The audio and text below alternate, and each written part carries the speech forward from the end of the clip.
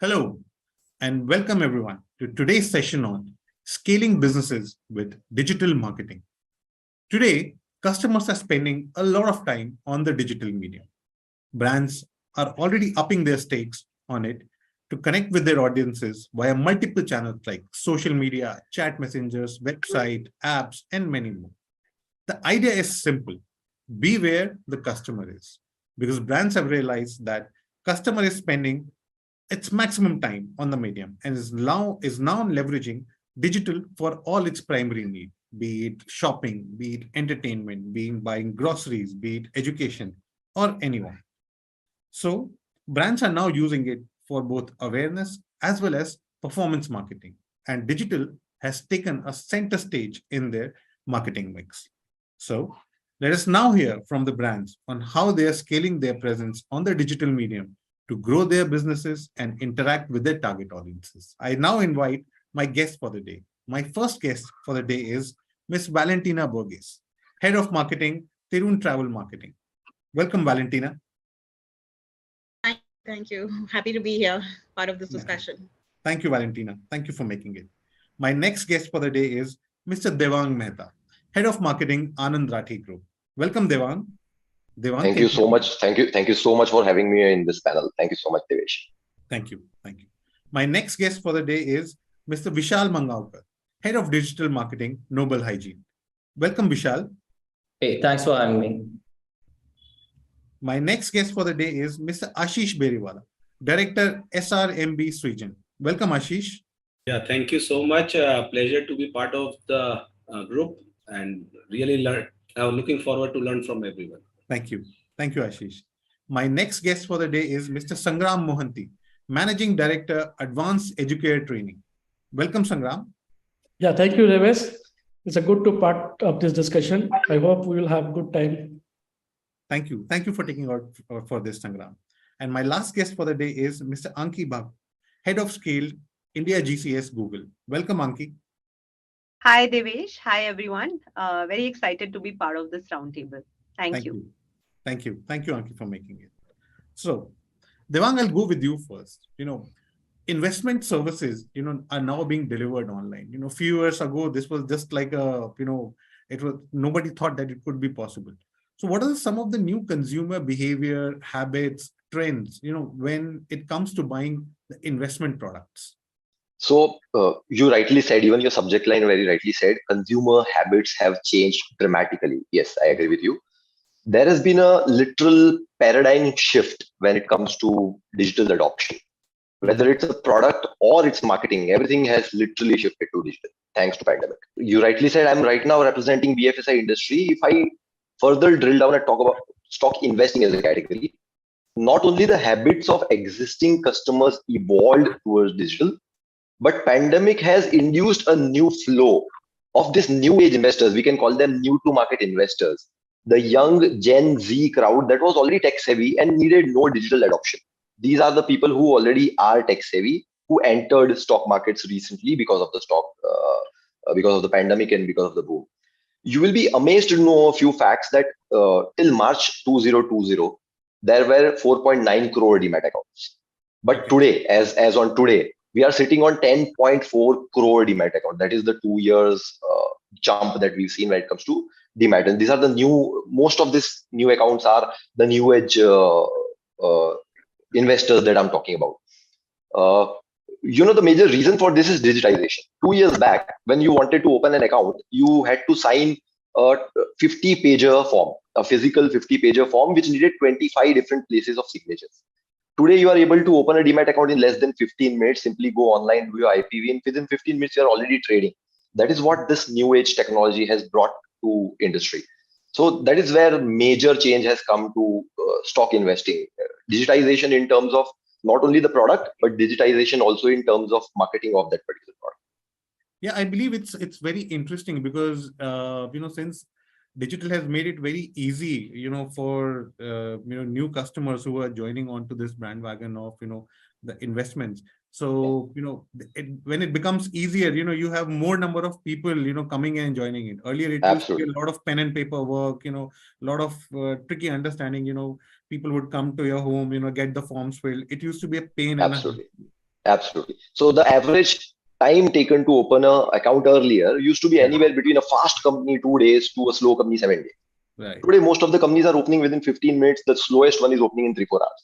So I think that's a big achievement we've got in last 2-3 years in terms of the industry. Absolutely. Ashish, when it comes to your category, how is digital transforming your market, your products, and building help your franchise networks? So Devesh, I would tell you that contrary to probably the financial world, which I would say is tailor-made for digital, from the info to the delivery to the purchase of the product or the delivery of the product, everything is seamless, and probably digital is built for that. Our journey with digital started almost 7 years back. We were probably one of the earliest adopters of digital in our industry. Now, there were contrarian thinking in our company. How would a TMT bar, which is again more probably a customer buys once in a lifetime, or a lot of times customers don't end up buying because they may be buying a flat and they do not have a decision making in buying of TMT bars.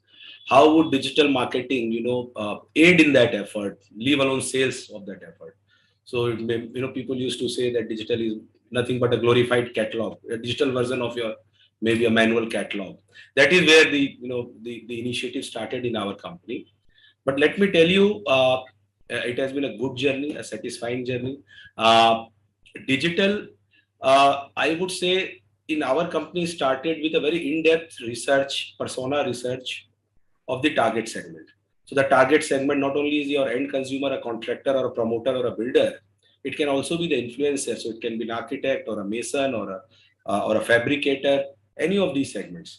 So it started with an in-depth persona research study of the digital habits of the target segment. And then we tailored our content strategy, our social media strategy. And along with that, a very important initiative, I would say is equally important, for companies which want to build a strong digital marketing base, is your back-end activation of the leads which got generated. So all in all, it has been a good journey for us. We are not only now generating data with digital, we are also it is adding on to our sales targets. So that it has been good for us even in our segment. Interesting. Sangram, in the Edtech space, we have seen a lot of boom. Okay. Yeah. So how has how do you see digital contributing to it? See, Devesh, I will tell you what happened to Edtech. We are into skills development. About 350 engineering colleges where we provide skills training, and we have offline training center as well in Noida and Bhubaneswar. The biggest problem in this segment is in 2020 March, we see everything is gone black. We are clueless what to do because everything was on physical mode. We used to go to engineering colleges, set up their lab, provide the training, and the same thing in our physical locations as well. Students used to come, get trained, and get placements. Correct. So within 15 days, when the thing started about COVID restrictions, we are completely clueless, just sit back and understand what to do. So our business from somewhere to go down to zero. And after 15 days restrictions, we could understand that it will go longer time for the Edtech. The other restriction may be over for other companies, but our segments is going to suffer about a year or more. So we are having no time, and we wanted to invest also at that point of time on platform, on online platform, and creating contents so that we get delivery. How can we deliver the contents? So it was a very big challenge for us. But I should thank some of the companies like Google, Geo, Zoom. This first provided us some light that we should start with something to start with, right? And in no time, I think we understand that online platform is the space where we should invest on rather than sitting and looking at the things are going up for us. So what we understand, we created our content, we create our platform, we create our mobile app, different applications, contents, and started the online platform. So now I am happy that we are very confident as a tech company. We are having a both hybrid mode. We can now go on offline mode, online mode, any kind of platform, and we are more also ready to explore the market segment in international space. Interesting. Obviously, EdTech is a great story. When we see, what has happened with it in the last 2 years, because nobody anticipated the growth of, how EdTech would happen in the last 2 years. But the way the sector and the segment has kind of transformed itself to cater to the needs of the audiences, and by going digitally, it's very interesting, and it's a very great case study, I believe. Yeah, it is.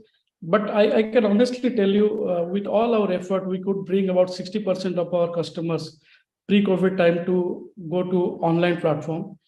And but now restrictions are not there.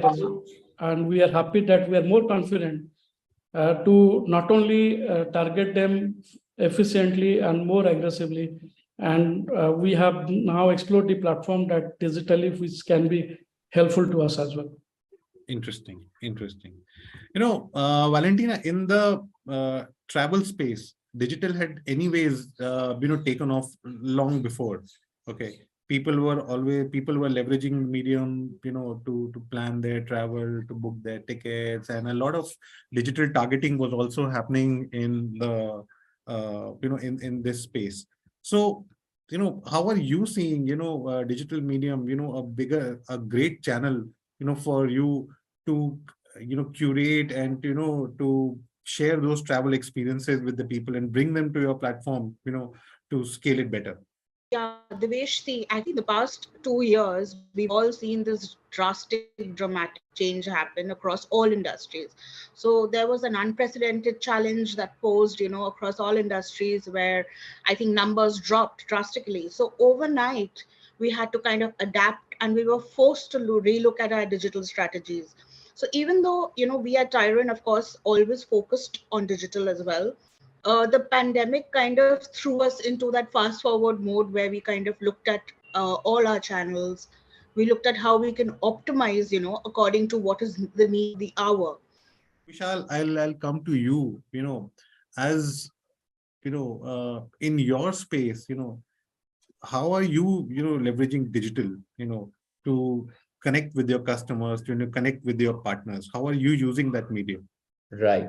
So Noble Hygiene is producer of adult diaper, baby diaper, and Sanap pads. Yes. Adult diaper, to be more specific, addresses the disorder of urinary incontinence or loss of bladder control. Right. And what we've seen is a lot of people are researching around the topic of, UI or loss of bladder control. The searches have grown exponentially. Even, if you check the Google search trends, number of people searching about the disorders, has gone up like 5x, right? So that gives us an opportunity to actually develop a peg which is around education, something which enlightens the user, educates the user about what UI is and how it can be managed, right? The whole objective of doing that is to it actually makes us look like a thought leader in that space, and people resonate with the brand even better. Secondly, the convenience of buying is something that users look at, right? People want to complete their journey in like 2 or 3 clicks, right? So, and that's when, WhatsApp actually opened its API just a couple of months back, wherein it allowed all the small business players to, open WhatsApp store, right? So you can actually have a digital, our efforts in that are still underway. Okay, so you can actually complete the entire journey in a few clicks. It's like an interactive catalog.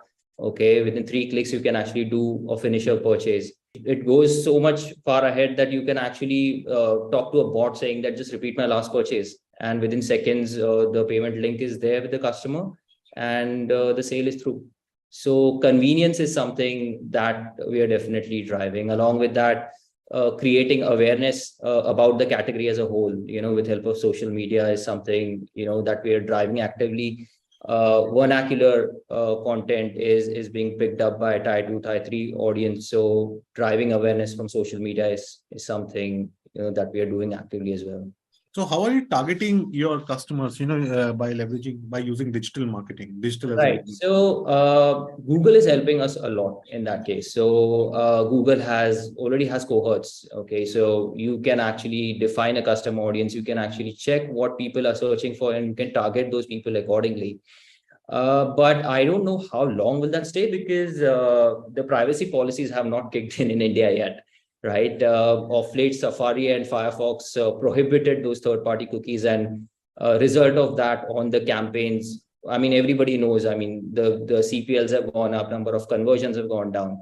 But fortunately, Safari and Firefox, they contribute not more than 15-20% in the browser space. But Google in next year definitely is going to kick in with its privacy policies. We'll have to see whether they block the cohorts or what implications that would have on the targeting and hence the sales. While everybody is talking about, how they are adopting digital in their category, and they are seeing the long-term shift of consumer behavior in their category. Do you see, and Google is, a hub, where a lot of researches take place. You understand the consumer cohorts very well. Are you seeing this adoption of digital medium as a long-term shift in the behavior? And I mean, why? Yeah, so absolutely. I think, Devesh, what you said rightly, that the shift is definitely long-term, more sustainable.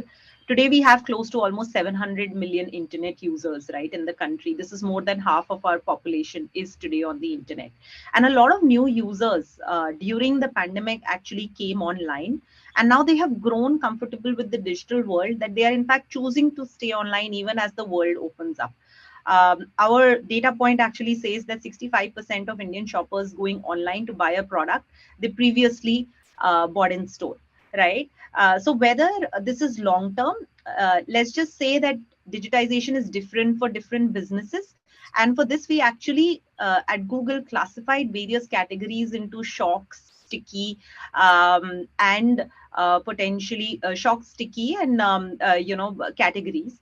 Just to kind of give you an example of a shock category, I would say food is one of those categories which went through a shock curve where it really exploded during the pandemic, but then went back to being pretty big on offline as a category. However, if you look at certain sticky categories, apparel and skincare, these are categories which saw an acceleration during the pandemic. And even now, today, a lot of us are actually researching online, whether we purchase online or offline, which is something that comes post, right? So I think net, what we want to say is that what has changed irreversibly is the process. Even after the world opening up, some of the consumer behaviors from the pandemic time have actually stuck with us.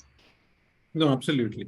So, what are the ease, or I mean, the convenience, for which consumer has gravitated to digital? I mean, is it the payments? Is it the ease in search, exploring the content, ease of product discoverability? So what are these, what are some of these areas, due to which, I mean, digital is now becoming a very convenient thing for the customers? Yeah, so I mean, the shift is, if you see all across, right? And we were just talking about new users right now, and also female users. And what Correct. we are noticing is that the shift is all across, right? 2 out of 3 new internet users are female, 3 in 4 new internet users are rural India. So convenience is definitely one of the reasons that people are shifting to digital. But some of the other reasons that we have notably seen in all our consumer research, the first one is access, right? Okay. They have gone from not having access, a lot of the users who are today on digital, not having access to the information, to now digital being the first point of information and news, right? And this we are seeing, for instance, the YouTube watch time for India has actually grown by 4x. The second thing is information, right? Users, and we spoke about Edtech right now, users have access to a lot of learning opportunities now online, and digital is becoming the first port of call for a lot of A lot of adults, a lot of self-employed people, a lot of people who are looking for employment in order to either upskill or even find employment, right? And this is the place now for information, and EdTech is just one of those categories. The other piece is around community. Digital is also giving a voice to a lot of us to talk about various issues and coming online, and social has in fact a huge role to play. I would say even local businesses, local events, local voices and influencers are finding their way out, or probably they are able to reach out to consumer segments which they were never able to, right? And digital has made local businesses mainstream.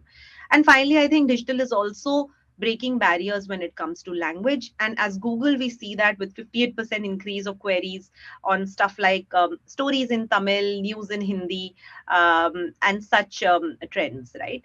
So overall, I think digital is definitely allowing for a lot of access, information, and community building. And seeing the growth of vernac queries definitely breaking barriers on language. Absolutely. Absolutely. I believe voice vernacular, they are the future, I believe. Yes. In one of the reason, I was reading one of the Google reports, forgotten the third V, which was there, voice, vernacular, and video. Yeah, Video. they are the future of marketing.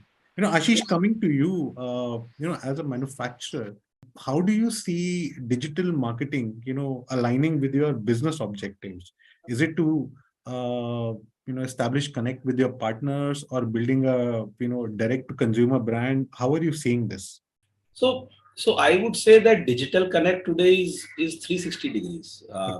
You need to have a strong digital connect with not only with your customers, but with your vendors, with your employees, everyone, the processes within the organization and the processes external to the organization. So now purely coming to digital marketing. So digital marketing, obviously starting from, as I mentioned in my last persona research and gathering data about your target segments, is that, from starting from dissemination of information, content creation, content of, obviously, as Anki has already stated, that content is not only about, per se, it's also about video, it's also about, so it's 360 degree content nowadays. And the target is not only dissemination of information. The target is 360 degrees. It's leading to sales. The entire sales funnel, rather, leading to the customer being advocates to your brand, not only resulting in purchase, but they becoming advocates for your brand. So digital marketing serves all the purposes, I would say, in that aspect. Okay. Vishal, you are also in very similar category of being a manufacturer. So, what does digital marketing means to you? And because your product is a, little more, how would I say, a direct to consumer product, a consumer can, purchase that product. Okay. On the other hand, steel is a product, where it mostly goes to the distributors and then it goes to the B2B players. So how does it work in your category, for digital marketing per se? Oh, you mean to say B2B space? Yeah. See, now, honestly, if you ask me, B2B space is more driven by offers, okay? Offers that you to your stockist or retailers or distributors, super stockists, etc. Right? There are no cohorts or AI-driven algorithms with which you can actually target those users. Okay. Of late, we've found that we've got a huge database of retailers, okay, with their email IDs, and you can actually custom target those people, okay, assuming that those people use those email IDs and phone numbers for Google login or for Facebook login. You can straight away send targeted messages to them, right? But again, getting all of that data together, okay, in one panel, okay, it becomes very difficult because the sales team is huge and there are close to 250 to 300,000 odd, retailers out there. Right. So that ways, digital, I don't think so digital will be able to play an effective role. The mainline marketing, the salespeople going and talking to these retailers one-on-one, okay, and explaining the offers is more effective, right? Unless anybody from the panel has any solution for this, happy to learn. Okay. And when it comes to the B2C consumers, bringing directly onto your platforms, yeah, so directly speaking to them. Yeah, so B2C is a major category here, a good contributor. Ours is a D2C website, customers actually buy from our portal. Right now, the category that we fall into is targeting is limited in terms of privacy policies of Google is concerned. So as far as search intent of the audience is concerned, we know the search intent of the audience, and ads are shown to them accordingly. Plus, we have a very strong insight that as we are into the adult diaper space, a lot of senior citizens are probably after the age of 60, probability of them suffering from incontinence becomes high, right? And those people don't actively buy the diapers, but their kids or their sons or daughters buy the diapers for them, right? And those people are readily available online. Okay, 25 to 35 age bracket is ginormous.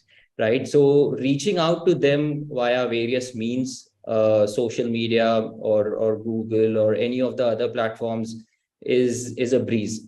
Right. So engaging with them on social media also makes a lot of sense. Using influencers, especially the doctor influencers who these people follow, adds a lot of merit, because, that's where genuineness of the comment comes in. Right. So, yeah. That's okay. I'd just like to, add to what Vishal has, shared his experience. Sure, Ashish. As part of our research, what we have found out, even in tier 2, tier 3 cities, the digital consumption habits of even channel partners is very high. So while we thought I'll give you a typical example, you can say Purnia in Bihar or a Purulia in West Bengal. They are supposed to be tier 3 cities of these states. But what we have found out that the digital consumption is pretty high. Okay. So first of all, our myth was busted that we cannot target channel partners, prospective channel partners, or engage with prospective channel partners or even influencers. I would typically take a category which is supposed to be less educated. Masons. Today, Masons are tagged to our loyalty portal, each and every Mason, and they are mostly supposed to be less literate in terms of being less graduates, I would say. So we expected them to be less digitally inclined, you may say. So first of all, our experience has been that you can definitely target prospective channel partners, whichever city or town they are in. The digital consumption habit is pretty strong there. So you can disseminate your information to prospective channel partners, engage them, nurture them as a lead, which may lead to conversion. Though I would say that it's not a major conversion for us as of now, but definitely for dissemination of information and lead generation, digital is definitely there as far as channel partners are concerned. But in our category, D2C is very difficult because we are not like a Flipkart, pack a TMT bar in a box and deliver to a customer. Though we have an online portal and we are doing that in a way. But still, I would say, as you mentioned, that though a TMT bar would be a more or less a B2B driven space or channel partner driven space where a distributor, dealer, or a retailer gets involved. But digital plays a key role in ensuring the secondary sales for your channel partners. Okay. So until and unless you have a strong digital presence, you will not be able to you will be able to generate, with a strong digital presence, rather, I would say, a strong lead nurturing system wherein it will supplant your team efforts on the ground to increase your channel partners business. Okay.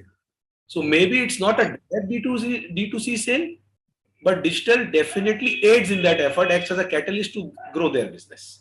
Okay. That's as far as our business is, our experience is concerned. On a lighter note, I was recently speaking to a CMO from a cement industry. So he was mentioning that they are envisioning something where they are creating a D2C website where they would be sending cement bags and the white POP bags directly. So we're kind of imagining how it can happen through. We have a D2C site and we are delivering as low as 200 to 50 kgs directly to customers' house. We have achieved that 2 years back.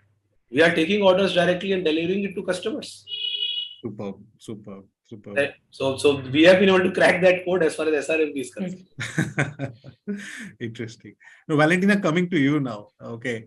How are you using digital marketing, to talk to your consumers, connect with them?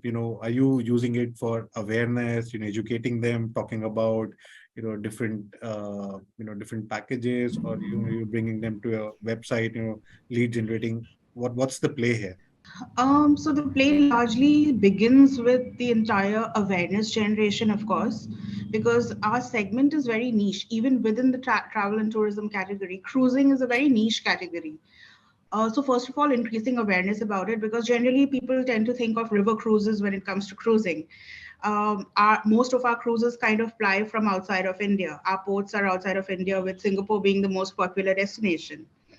So that would be, I think, our primary goal, to kind of increase awareness and consideration. And because there is so many touch points in terms of information, we need to make sure that all that information is actually passed on to our user base. So we've created different personas, of course, on Google. Thanks to Google and the algorithm, it really helps in terms of our search keywords, our kind of ads, to ramp up that entire process. Other than that, we are of course looking at social media, which is short video formats, like Vishal rightfully said, influencer marketing. In fact, we just did an entire influencer campaign on social media, where we kind of asked these influencers, 8 influencers, to go on board our cruise ship with the Royal Caribbean. And yeah, we did that entire campaign for about 4 days. It went off really well, sparked a lot of curiosity. We got a lot of queries. So I think we'll have to kind of explore these new age methods a little more, move away from your typical, vanilla marketing strategies, and look at how we can actually market to the B2C audience. We do also have a very strong B2B audience. For them, we're focused actually more on building a robust tech backend, so that they have the information. These are the travel, agents that we have tied up with us, and our other B2B partners. So we want them to kind of aggressively pursue the leads that they have. And in order for them to do that, they need to have the information at their hand, because then they have information as to availability of seats, availability of cruise lines, availability of dates, and things like that. In order for them to do that, they need to have a really powerful backend. So we're kind of strengthening our AI powered search information database for them to kind of, go through that entire process really seamlessly.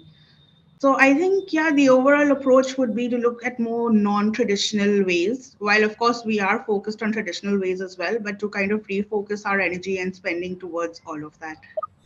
Absolutely. So the key is here actually, the focus is all about building those deeper connections, those stronger Right. connections. So Anki, on this note, I mean, how do you see, and you have a lot of research also, on the back of your hand. So how is digital helping, much better, stronger connections with the customers for brands? Yeah, we have a word, or rather a phrase, to explain what is actually happening with the shopper now. It's called detail therapy before retail therapy. Right. And what this really means is that we live in a day and age where smartphones literally are our first touch points. And when it comes to planning, even to visit an offline store, we first are looking online for, say, a jewelry store near me, or a sports store near me, or literally schools near me, right, in order to take informed decisions, right? And we are seeing that increase in the form of near me searches also. So going back to your question in terms of how does digital actually empower advertisers today or marketeers today, and how is it really helping them, we know that it is already entrenched in the consumer's life. But even for marketeers and advertisers, I think consumer journeys are becoming more and more complex, right? So earlier it was about a linear consumer journey where we spoke about, in fact, some of us spoke about awareness, right? You drive awareness and it's a funnel. Some of them actually get into the consideration set, and from consideration, a subset of it actually converts. However, what is now really happening with the increased number of touch points is that people actually enter a phase of exploration where they look for potential products. They build a consideration set, and they enter a phase of evaluation where they dig into research and understand whether this product really makes sense for me. And they actually go back and forth between evaluation and exploration until they are not satisfied whether this product is actually right. They do not go into conversion. And we call this the messy middle. And therefore, it is a place where today you can actually lose the consumer quite easily, given the number of touch points, right? And it can all be very mind-boggling today for the marketer or the advertiser to say that how do I actually deploy my marketing investments across multiple touch points? And that is where I think digital makes a big difference by bringing the power of automation.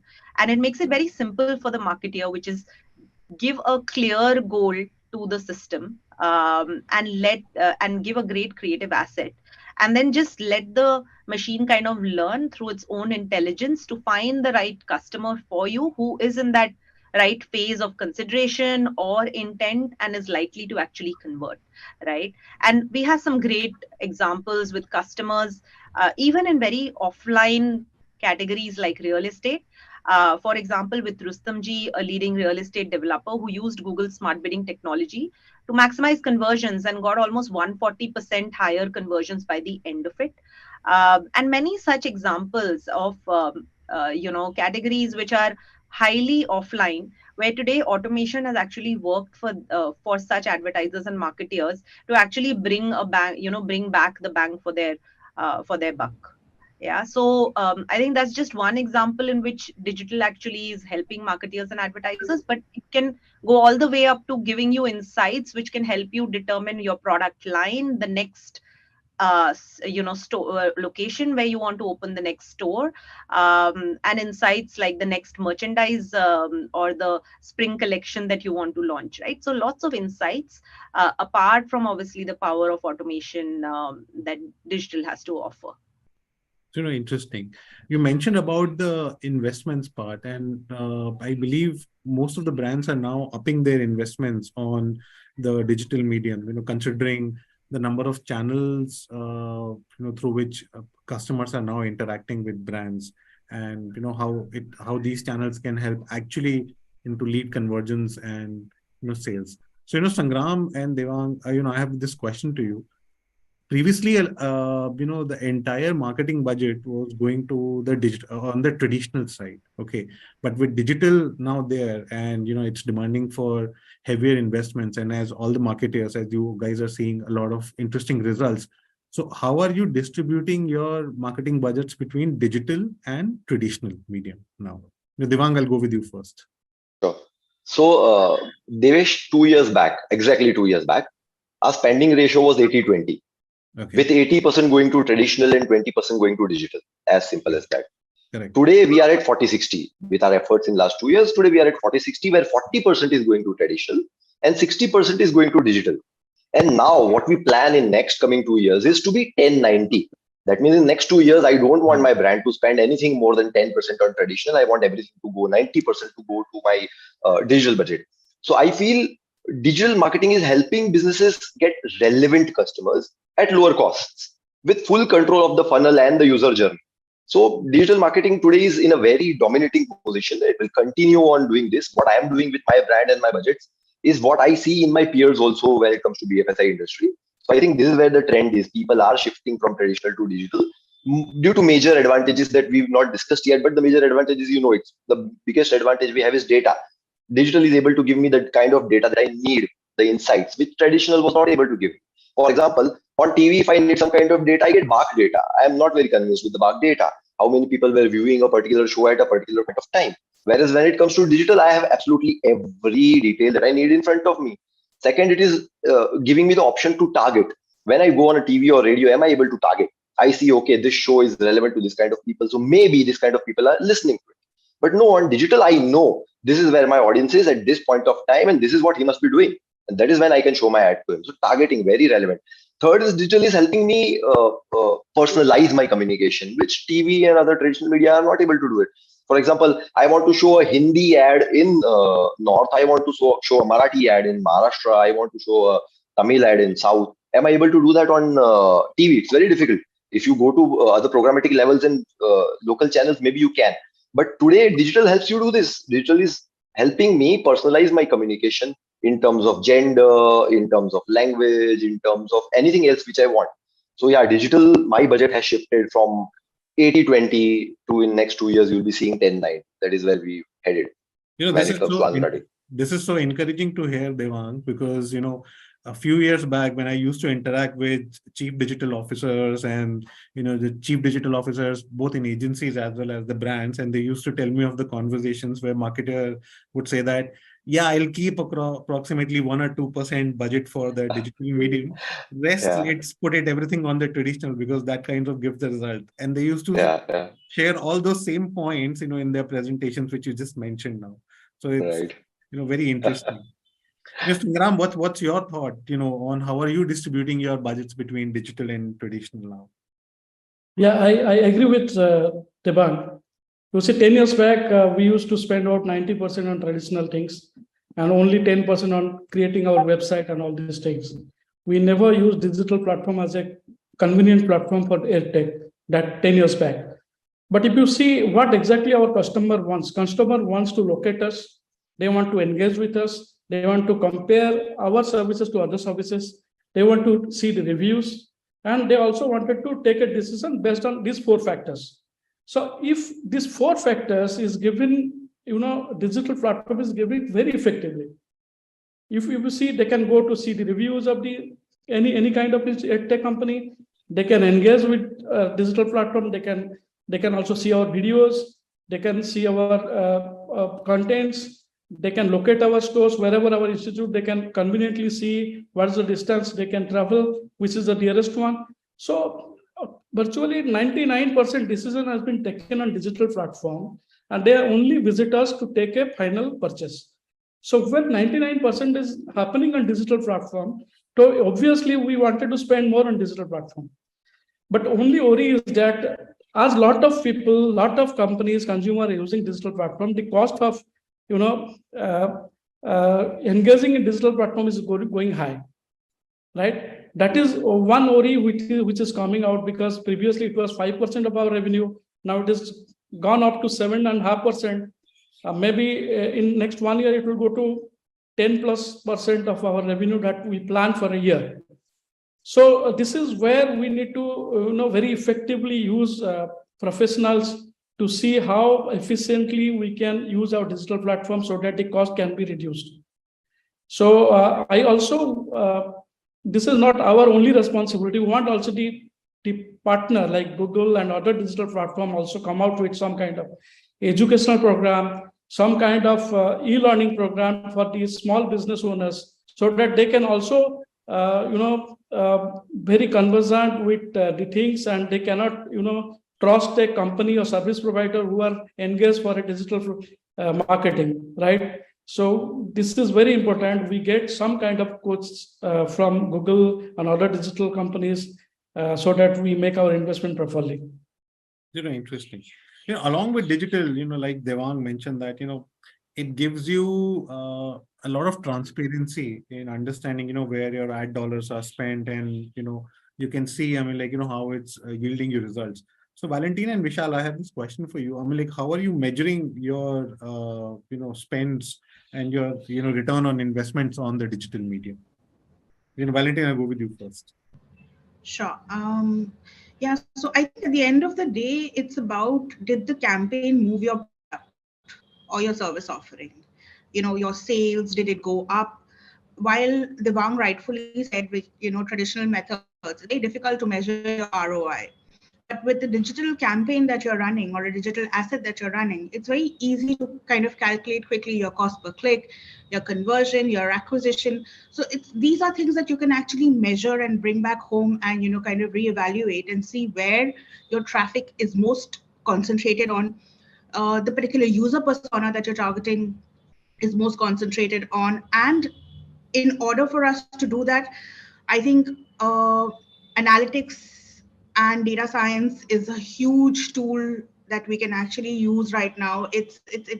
I think right now that's a goldmine of information wherein you can tap into, and know your user persona, the demographic, the kind of spending habits that they have, the sessions, how much time they're spending on your campaigns, on your pages rather, all of that. And in order for us to kind of optimize our efforts, these are the channels and the routes that we can actually take to kind of, gauge how much we're actually getting out of our ad spends, and to rechannelize and kind of redirect our entire marketing spends in terms of digital. Vishal, what's your thoughts on it? How are you measuring the ROI for it? What are the Yes, so, metrics you have deployed? right. So it becomes slightly theoretical, but it's important to have a robust KPI in order to measure, all of these outcomes. So social media would be, purely in terms of how many people are engaging with you, right? How many people you are reaching out to? What's the cost per reach? How many people are liking, commenting, sharing, saving your post, right? And again, you can put a proper weightage on all these facets depending upon how critical they are to your business. So for example, a comment is more valuable as compared to a like, a save is more valuable as compared to a like, so probably that can have a better weightage. So it's important to actually have an engagement rate in mind when you're using a social media, so that you don't get carried away, right? Because each and every person is going to like your post, but end of the day you will have like zillion likes, but what impact has it caused on your brand is something that you don't know. So gauging the proper engagement rate is one of the thing. It's actually a two-pronged approach. So you have your engagement rate for social media, and then you have your revenue-driven campaigns, right? So that's where all the money comes in, right? So if you're doing a lead-driven campaign, so what is the cost per lead, cost per click, cost per impression? In case of a conversion-driven campaign, and that's what I do, we actually sell the product, right? So ROAS, I mean, how much you're spending and how much revenue you're able to drive out of it. You can compare it with your channels or other sort of advertising that you do in order to increase sales from your general trade or modern trade. So all these metrics, they have to be in place, and you can easily gauge the efficiency from that. Absolutely. Anki, I want to come to you on this note. So what are some of the advantages, that you see, for brands, when they're adapting onto digital medium, and any interesting businesses, that you have seen, pivoting online? Yeah, I think multiple businesses which have pivoted online. But before that, I also, since you were discussing measurement, I also wanted to just add a few Sure. snippets. I think digital has also evolved the way we drive measurement, right? So it's as much as marketers and media advertisers today are measuring media KPIs like CPMs and CPCs, etc. What is becoming more important is that even on digital, it's important to actually talk about your real business goals, right? And therefore, we are evolving, and we are in fact working with marketers and advertisers to actually push for what is the actual return on ad spend that they calculate at their end. What are some of the sales that they're seeing at their end? What are some of the conversions that they're seeing at their end? And sharing that data, so that again the machine can learn and optimize to that actual real business goal.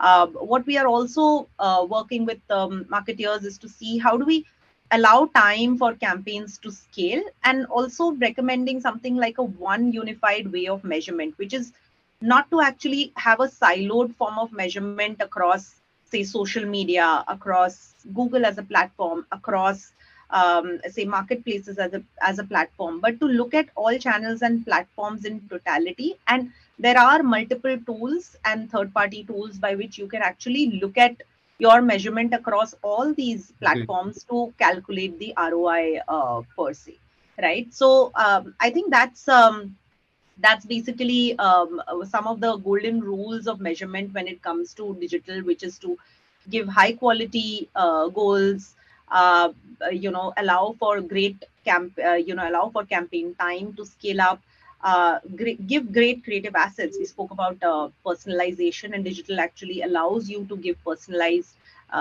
creative assets, whether it's for language, different languages or different geographies or different audiences, and finally allowing for a unified way of measurement. I think in terms of different businesses and traditional businesses which come to my mind, there are quite a few brands. In fact, one of them is that comes to my mind is Puma, for example, right? And Puma is like a fashion apparel brand, and today we have worked with them very closely to scale some of our shopping campaigns. And a brand which is led by offline stores has pivoted very easily and very naturally to online as a platform, right? We are seeing a lot of brands even in the health care segment, and health is, for example, again a very offline segment. Some of our customers, for example, RT scans potentially, and to name a few, are actually customers that we are now pivoting to digital and working with them to scale their businesses online. So, and finally, obviously, real estate is another place which I spoke of, which is again a very traditional offline segment, and we have multiple customers in that segment who today are pivoting to digital. Multiple such use cases, I can share many. Absolutely. Absolutely. As we are running out of time, so I'll, quickly wrap up the session with the last question. So, and, would want you to respond, in a very, small, maybe a single line answer. How do you see the future of, digital marketing for your businesses? Sangram, I'll start with you first. I see a lot of opportunities in this segments, and our investment will go up in this segment as well. And that's it. Devang? Devesh, I feel in my particular industry, digital will eventually replace traditional totally in the next few years. That is what my take is on the whole. Super.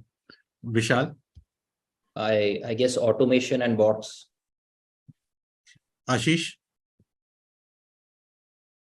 For me, the importance of digital with 5G coming in, maybe future 6G coming in, the penetration is only going to go up. So the digital is here to stay, and the importance is going to only grow from here. So we have to keep invested in digital. Great. And Valentina? Yeah, I think I rightfully agree. Digital is here to stay definitely, with spends being poured in more there. So I think our focus will be more on digital, of course, with traditional media also being a part of it, but a very small part of it as the years go on. And there will be a lot of focus on AI, VR, AI, I think AR. Great. Thank you very much, ladies and gentlemen, for sharing your thoughts on, how digital marketing is actually helping, brands to scale their businesses and grow and to be connected with their consumers. There were some lovely insights and some very interesting anecdotes shared by you all. Thank you very much for sharing it with us. Thank you once again. Thank you, Siddharth. Thank you, Sangram, Devang, Vishal, Ashish, Anki, and Valentina. Thank you very much.